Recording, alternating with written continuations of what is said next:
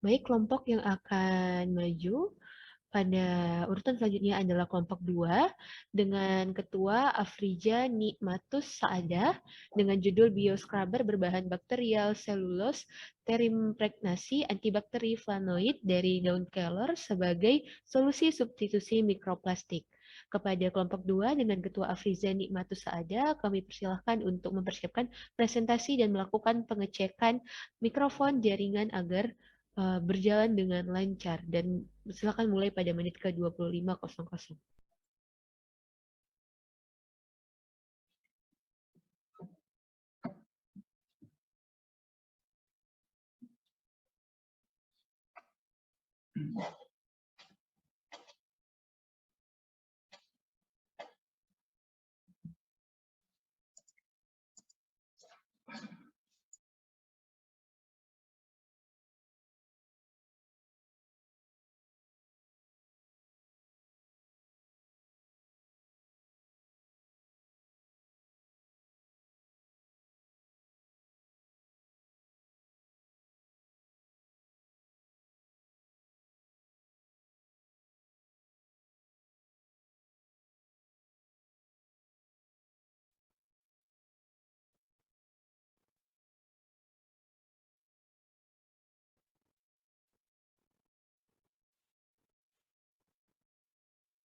Selamat siang.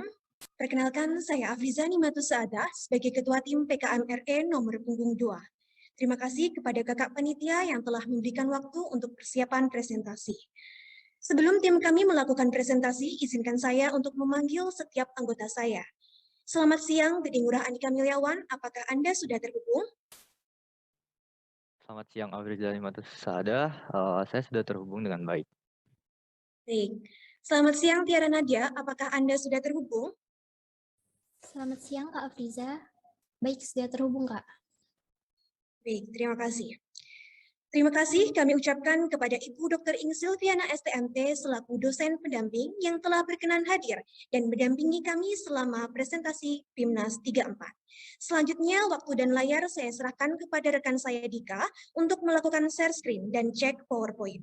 Silakan Dika. Baik, terima kasih, Afriza. Apakah PowerPoint-nya sudah bergerak? Ya, baik, silakan next slide. Apakah PowerPoint sudah berpindah slide? Baik, sudah Dika. Terima kasih. Baik, terima kasih.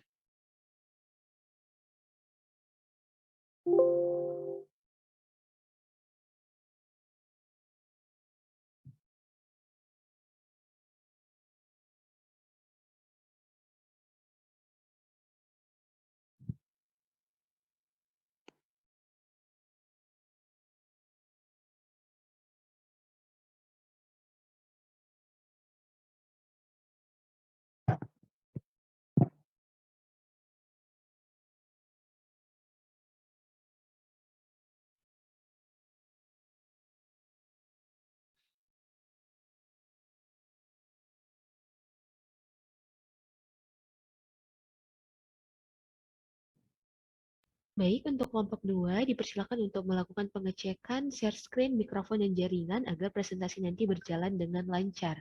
Dan silakan mulai pada menit 25.00.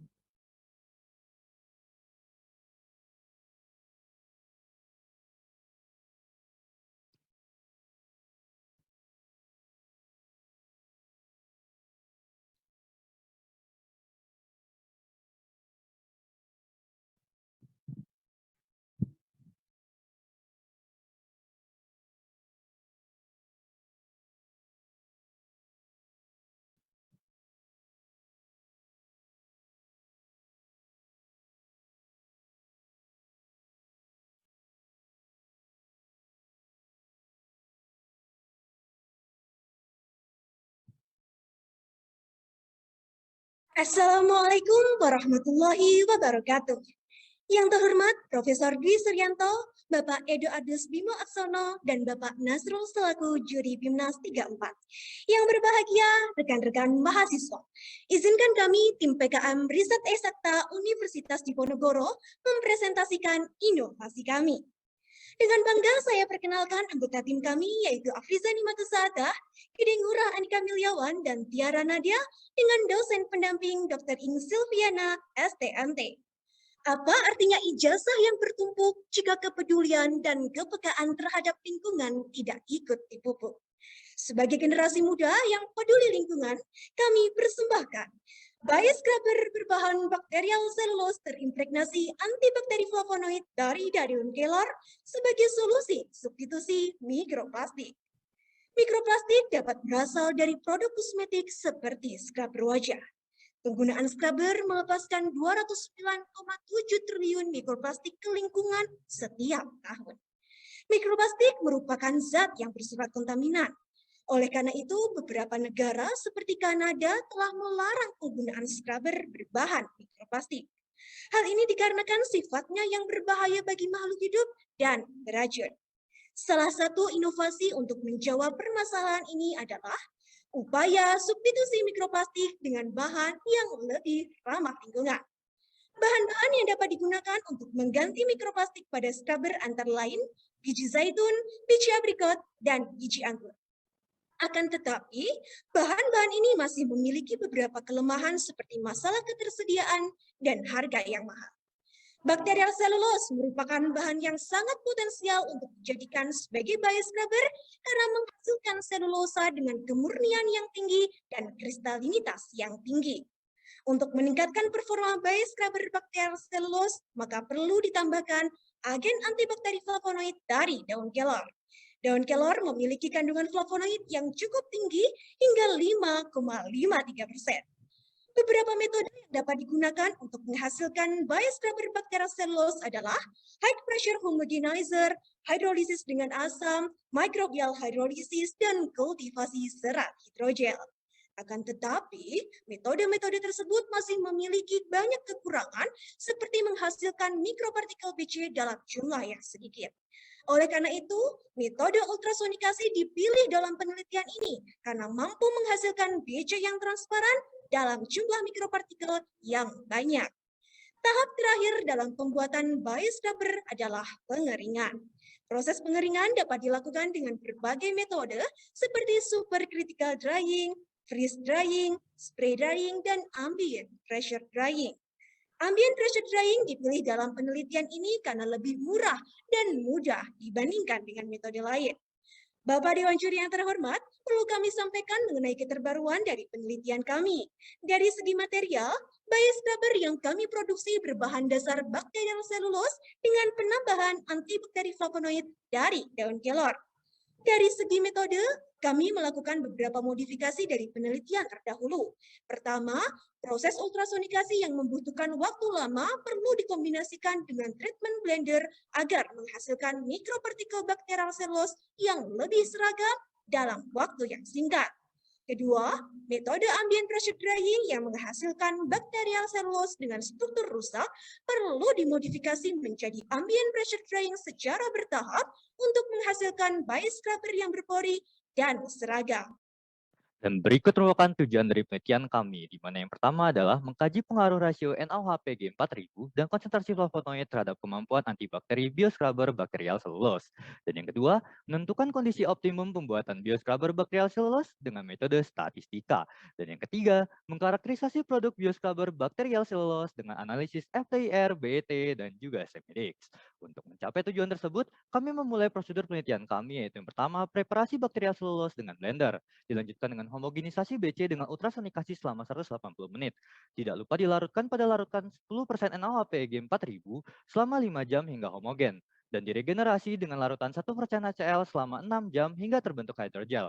Ditambahkan pula agen antibakteri flavonoid dari daun kelor, dan dikeringkan dengan ambient pressure drying secara bertahap 60 derajat selama 1,5 jam dan 90 derajat selama 1 jam.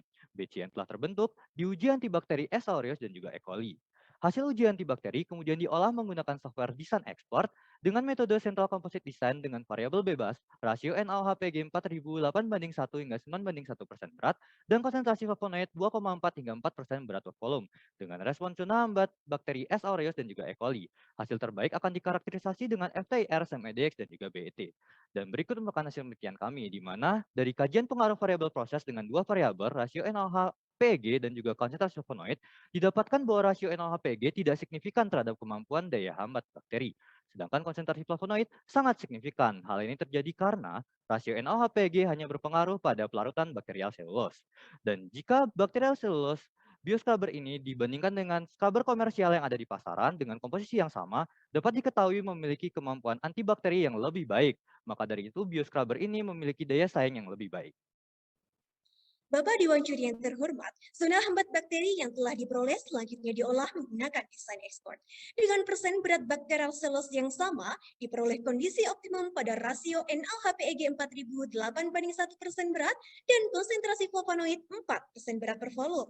Diprediksi pada kondisi optimum ini memiliki respon zona bening bakteri S. aureus sebesar 22,5 mm dan respon zona bening bakteri E. coli sebesar 15 mm. Karakterisasi produk dengan FTIR membuktikan bahwa bakterial selulose telah terimpregnasi dengan gugus fungsional flavonoid dari daun kelor. Hal ini terlihat dari puncak karakteristik flavonoid yang digambarkan dengan terlihatnya peregangan gugus OH dari subkelas flavonol yaitu quercetin, miricetin, dan galamin pada panjang gelombang 3600.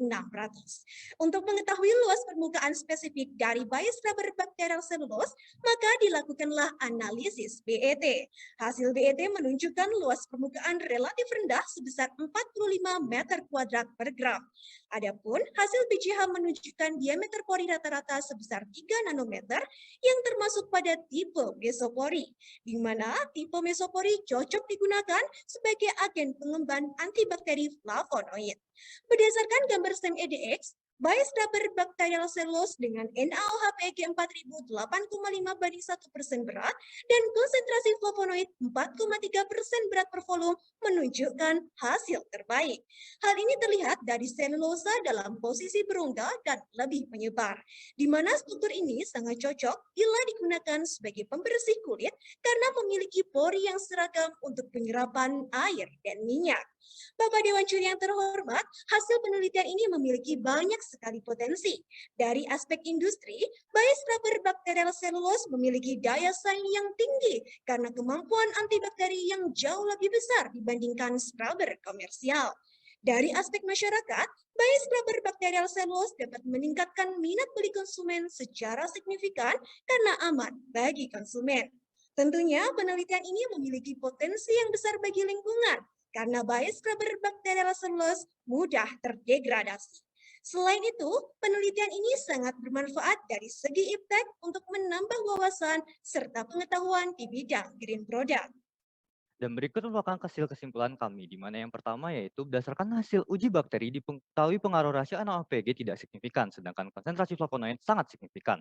Dan yang kedua, berdasarkan optimasi didapatkan kondisi optimum NaOH-PG 8:1% berat dan konsentrasi flavonoid 4% berat per volume. Dan yang ketiga, berdasarkan hasil karakterisasi produk didapatkan integrasi scrubber yang baik dengan gugus flavonoid, luas permukaan yang rendah, berpori, dan juga seragam. Dengan tipe pori mesopori.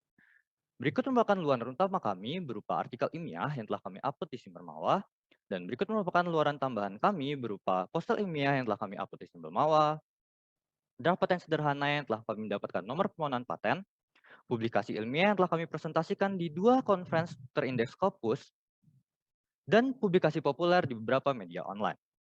Terima kasih kami ucapkan kepada Kementerian Pendidikan dan Kebudayaan, Pusat Prestasi Nasional, dan juga Universitas Diponegoro yang telah membantu pelaksanaan penelitian ini.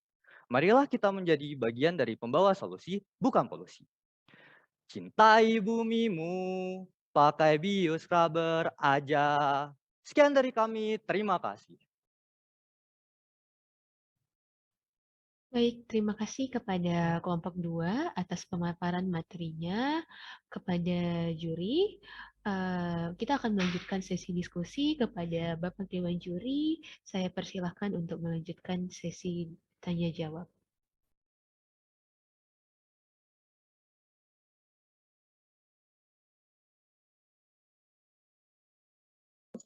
Baik, terima kasih moderator.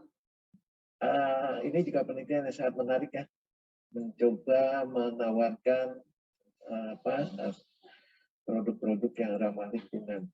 Baik, ada beberapa hal yang ingin kami tanyakan terkait dengan ide kreatif ini dan hasil yang telah ditampilkan. Yang pertama, apakah selama ini memang scrubber yang ada selama ini memang menjadi masalah bagi lingkungan? Baik, terima kasih Bapak. Saya mencoba menjawabnya. Untuk masalah selama ini, lumayan untuk menimbulkan masalah, di mana seperti yang telah kami sampaikan sebelumnya di latar belakang, penggunaan scrubber, khususnya scrubber komersial yang ada di pasaran saat ini, masih memakai dalam bentukan mikroplastik, yang mana itu sangat berbahaya bagi lingkungan karena memiliki biodegradabilitas yang sangat buruk, yang mana untuk terurainya sendiri membutuhkan waktu yang panjang. Dan penggunaan scrubber sendiri setiap tahunnya bisa mencapai 207,9 triliun. Dan dengan adanya pembuangan scrubber-scrubber mikroplastik ini terus ke alam atau lingkungan kita setiap harinya, dan dengan penguraian yang sangat lama, tentunya ini akan berbahaya bagi lingkungan sekitar kita. Baik, izin menambahkan Bapak, Ya. mungkin hal ini juga mikroplastik itu tidak bisa diolah begitu saja oleh fasilitas pengolahan limbah, sehingga hal ini tentunya berbahaya, sangat berbahaya bagi lingkungan. Selain itu, sangat berbahaya juga bagi ekosistem akuatik dan juga menimbulkan beberapa masalah penyakit yang akan menyerang kesehatan manusia. Seperti itu, Bapak.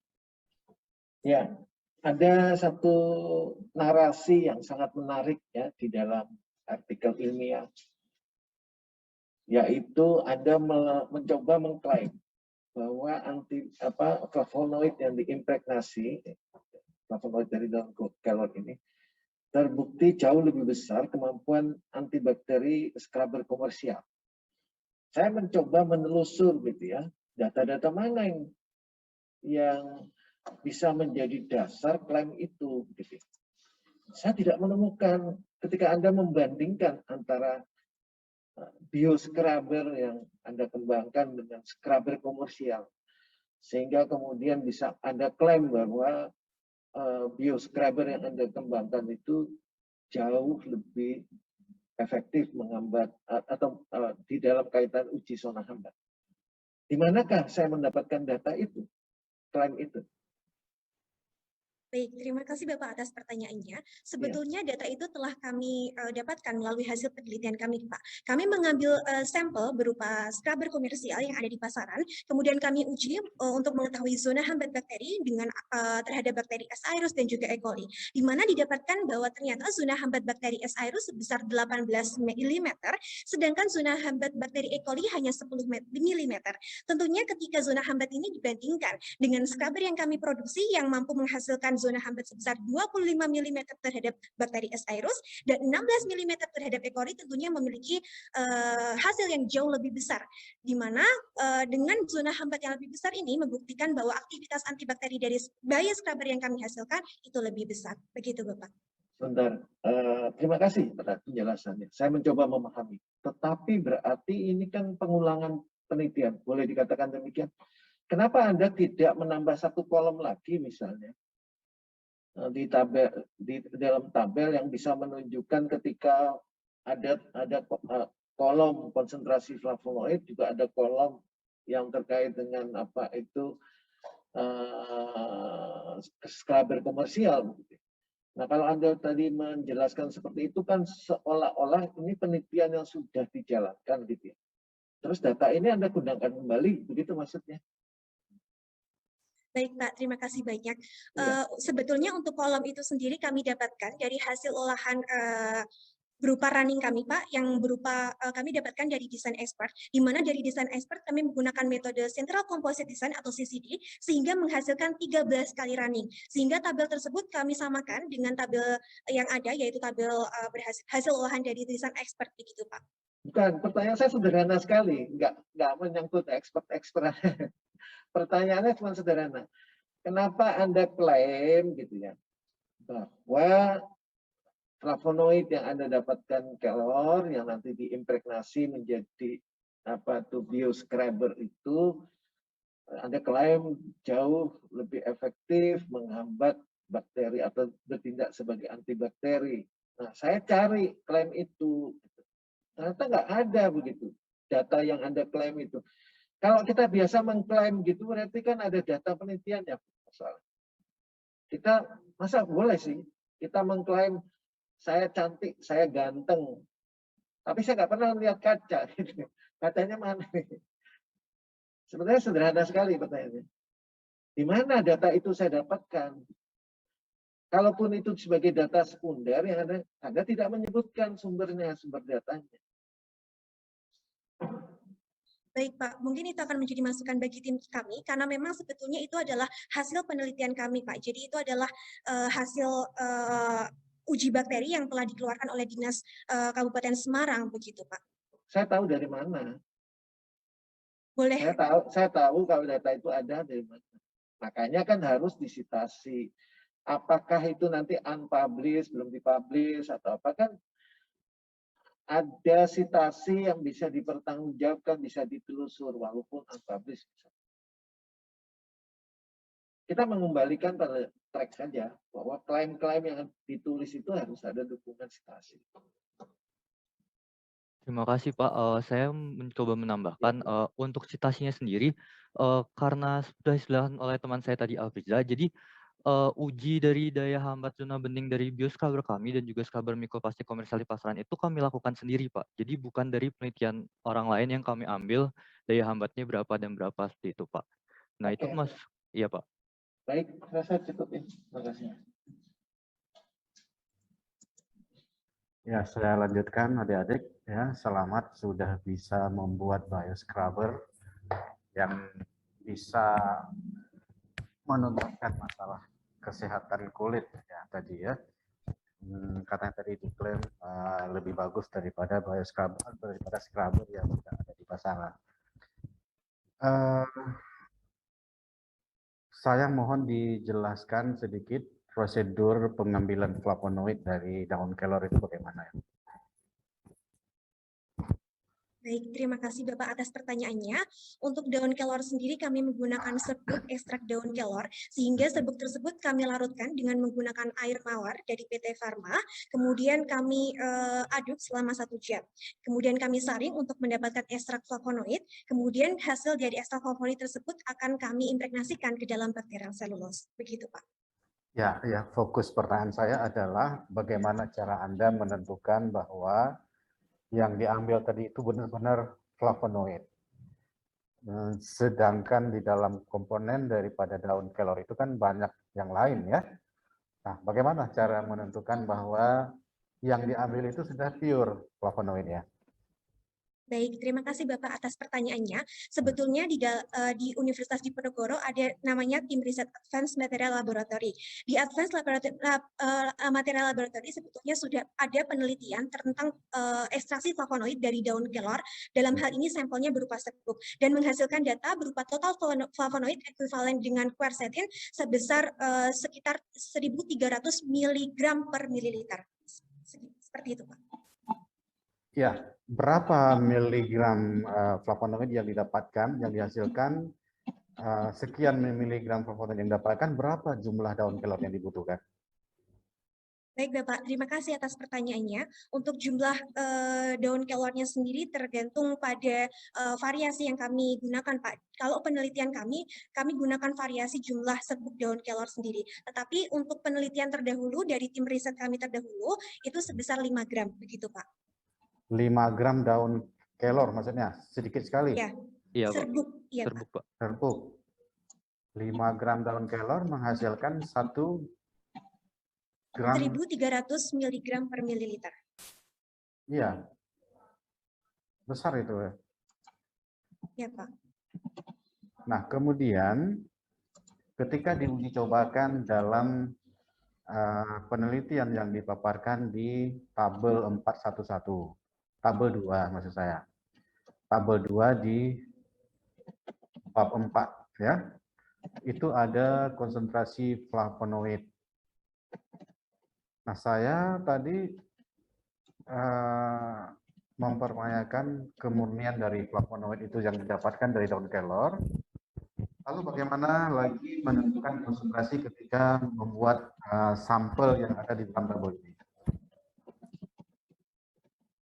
Baik, terima kasih Bapak atas pertanyaannya. Sebetulnya untuk pembacaan dari kolom konsentrasi flavonoid persen berat per volume itu sebetulnya adalah 3,2 gram sampel serbuk dari daun kelor dilarutkan dalam pelarutnya, begitu Pak. Nah, berarti ada hal yang kurang ini dari tabel ini. Sebenarnya ini yang benar adalah gramnya daun kelor ya. Betul Pak. Betul, Pak. Nah, itu dia. Nah, jadi kalau misalnya ditulis konsentrasi flavonoid itu berarti sudah pure flavonoid yang didapatkan dari daun kelor terpisah prosesnya terpisah dari pengambilan daun flavonoid dengan pembentukan konsentrasi baru untuk pengujian zona hambat. Nah, ini mungkin harus menjadi perhatian nanti ya. Baik Pak, terima kasih Pak. Oke, kemudian tadi disampaikan bahwa sudah dipublikasikan 2 paper di Proceedings Scopus ya tadi ya? Betul Pak. Betul. Itu bagian mana paper 1, bagian mana paper 2? Baik Pak, terima kasih Pak. Saya ingin mencoba menjawabnya. Untuk 2 konferensi tadi, kami sudah mempresentasikan di IBACI 2021 dan juga ISICEM 2021. Perbedaan antara konferensi yang di IBACI dan juga di ISICEM itu pada bentuk dari paper ya Pak, di mana yang di IBACI 2021 kami masih membuat dalam bentuk narrative review. Sedangkan di ISICEM 2021 itu kami membuat dalam research paper. Baik, cukup sudah paham. Kalau satu naratif review berarti ya? Iya. Ya, silakan Pak Dwi. Terima kasih. Baik, terima kasih. Selamat. Mantap sudah sampai timnas ya. Juara, tapi tinggal the best juara. Pertanyaan saya sama seperti pertanyaan juri sebelumnya ya Pak Nasrul ya. Kita sebetulnya nggak boleh langsung menyatakan bahwa ini flavonoid kalau belum terbukti 99,99% barangkali ya, atau 90% lah itu memang flavonoid ya. Nah, kalau dari gambaran ini metode ekstraksinya pun tidak digambarkan dengan jelas, artinya boleh jadi flavonoid ini masih campuran macam-macam. Oleh sebab itu saya jadi berpikir mungkin bukan flavonoidnya yang menghambat pertumbuhan bakteri, tapi boleh jadi ada senyawa lain yang mungkin dalam konsentrasi yang kecil sekalipun sudah bisa menghambat. Mohon ditanggapi. Baik, terima kasih Bapak atas pertanyaannya. Untuk memastikan apakah itu flavonoid atau tidak, sebetulnya kami baseline-nya adalah penelitian terdahulu dari tim Advanced Material Laboratorium yang menyatakan bahwa di dalam serbuk daun kelor tersebut terdapat total flavonoid ekuivalen quercetin sebesar 1.300 mg per mililiter. Artinya kami menganggap bahwa di dalamnya tersebut sudah terekstrak flavonoid, begitu Pak. Ya, itu dibuktikan artinya, dengan ya, artinya kita harus tahu betul berapa persentasenya. Memang segitu, tapi bahan lain lebih banyak lagi kan kita nggak tahu ya. Nah, itu data seperti itu perlu disampaikan juga bahwa ini hasil dari penelitian sebelumnya, kemudian sebutkanlah kalau penelitian sebutkan juga pustaka ya dari mana penelitian. Oke, baik. Terus mengenai bakteri yang diambil sebagai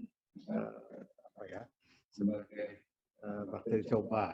Kenapa Streptococcus dan Escherichia coli?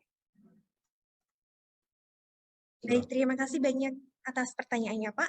Sebetulnya kami memilih 2 representasi bakteri, yaitu bakteri S. aereus sebagai gram positif dan bakteri E. coli sebagai gram negatif.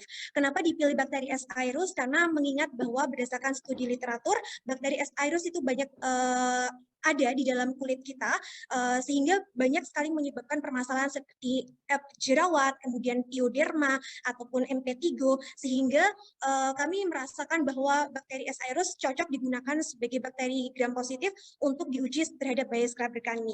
Adapun pemilihan E. coli sebetulnya didasarkan pada fakta bahwa E. coli mewakili bakteri gram negatif, di mana E. coli ini dapat menginfeksi cukup banyak sekali kasus, hingga 100 kasus per 1.000 penduduk seperti itu Pak. Sehingga kami pikir bahwa kedua bakteri tersebut cocok digunakan sebagai representatif bakteri untuk diuji sebagai zona hambat bakteri, gitu Pak. Oke, baik. Terima kasih. Baik, terima kasih banyak Pak.